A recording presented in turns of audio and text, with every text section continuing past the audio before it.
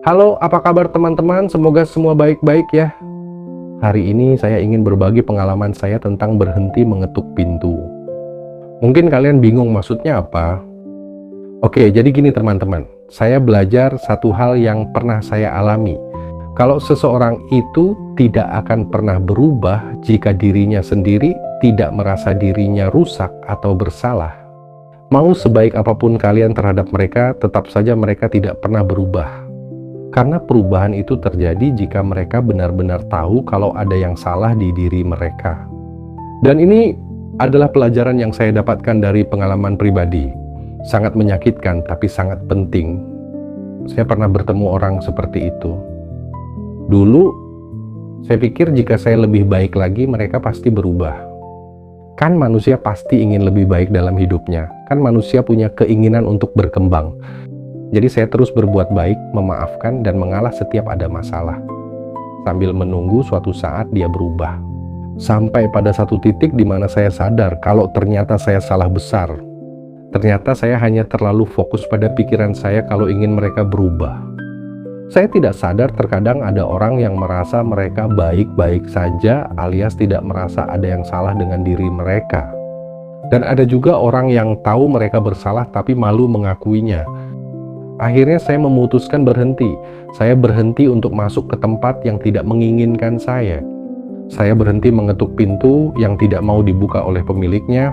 Dan saya berhenti menjadi penyelamat buat orang yang lebih memilih tenggelam dalam egonya sendiri.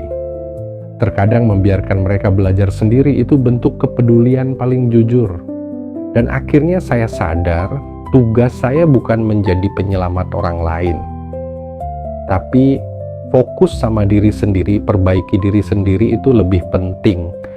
Jadi buat kalian yang mungkin pernah alami hal yang sama, buang jauh-jauh pikiran kalau kalian bisa menyelamatkan mereka. Lebih baik fokus ke diri sendiri daripada kita nanti akan menjadi penyelamat yang terluka. Di sini saya tidak bicara kita paling benar atau saya paling benar.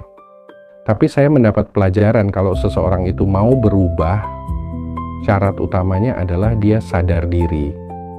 Saya sadar saya ini juga ada kekurangan, ada berbuat salah, tapi setidaknya saya tahu diri dan mau bertanggung jawab. Mungkin tidak gampang, tapi kalau kita biasakan diri untuk belajar, pasti bisa. Bagi sebagian orang memang ada yang sangat sulit mengakui kesalahan, tapi itu urusan mereka, bukan urusan kita. Saya pribadi kalau nanti bertemu orang-orang seperti itu lagi, saya akan melakukan ini. Pertama, berhenti menunggu orang lain berubah. Karena menunggu orang lain berubah adalah cara pasti untuk menghancurkan diri sendiri. Kedua, tetapkan batasan. Saya tidak akan memberi tanpa batas. Saya tidak akan terus mengalah, tidak akan terus memberi maaf jika sudah pernah dikomunikasikan. Karena saya juga punya hak, punya perasaan. Memberi, mengalah, memaafkan tanpa batas hanya akan membuat harga diri terkikis.